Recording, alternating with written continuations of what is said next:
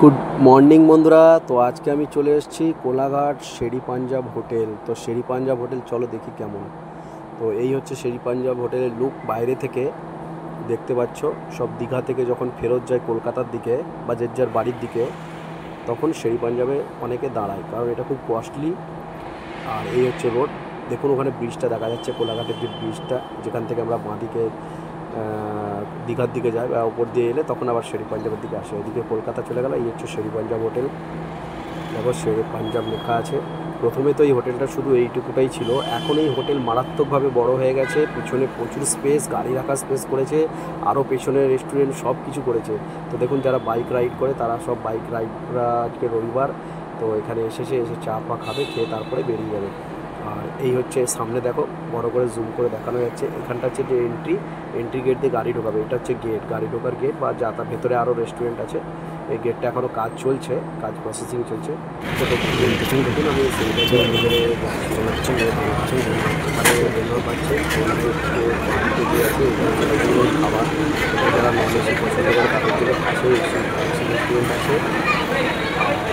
দেখুন হচ্ছে বড় বড় হাঁড়ি আছে, এখানেও পানি খাবার জায়গা আছে। এটা হচ্ছে একটা রেস্টুরেন্ট। তারপরে এখানেও প্রচুর বসে খাবার স্পেস প্রচুর, একটু ফাঁকা থাকলে স্পেস করে দিয়েছে, যে যেমনভাবে পছন্দ করে সে তেমনভাবে বসতে পারে। আর এখান থেকে আমি চলে যাবো সোজা ভেতর দিয়ে। এখানে দেখুন বাচ্চাদের একটু খেলার জন্য জায়গা আছে, দোলনা আছে, আইসক্রিমের দোকান আছে। আর এই যে গেটটা এন্ট্রি গেট, এখান দিয়ে ঢুকেই গাড়ি নিয়ে গাড়ি পার্ক করতে হবে। ভেতরে আরও রেস্টুরেন্ট আছে, মনে করলে ভেতরেও আপনি খেতে পারেন গাড়ি পার্কিংয়ের পেছনে। এখন কত সুন্দর, কত বিউটিফুল, কতটাই কী বলবো, যে শৌখিন মতন হয়ে গেছে মানুষের কাছে এখন। আর সকাল হলে, রবিবার হলেই এখানে প্রচুর ভিড় জমে যায়।